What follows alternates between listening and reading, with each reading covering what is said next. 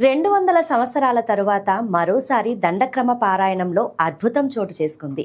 200 సంవత్సరాల క్రితం శుక్ల యజుర్వేదంలోని మధ్యందిని శాఖలోని 2000 మంత్రాలను దండక్రమ పారాయణం చేయగా ఇప్పుడు మరోసారి 19 ఏళ్ల దేవవ్రత్ మహేష్ రేకే ఈ దండక్రమ పారాయణాన్ని 50 రోజుల్లో పూర్తి చేశారు.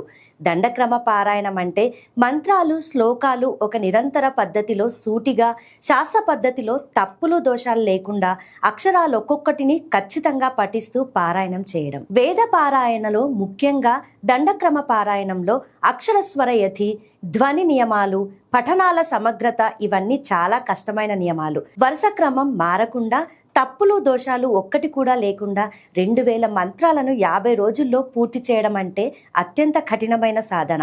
మన పురాతన వేద సాంప్రదాయాలను పునరుద్ధరించే ఒక ఉత్తమ ఉదాహరణ దేవవ్రత్ పూర్తి చేసిన దండక్రమ పారాయణం. ప్రస్తుతం జెన్జీ తరానికి భారతీయ సంస్కృతి వేదాల్లో ఆసక్తి ఉన్నవారికి దేవవ్రత్ ప్రతిభ, పట్టుదల, సంకల్పం ఒక ప్రేరణగా నిలిచింది.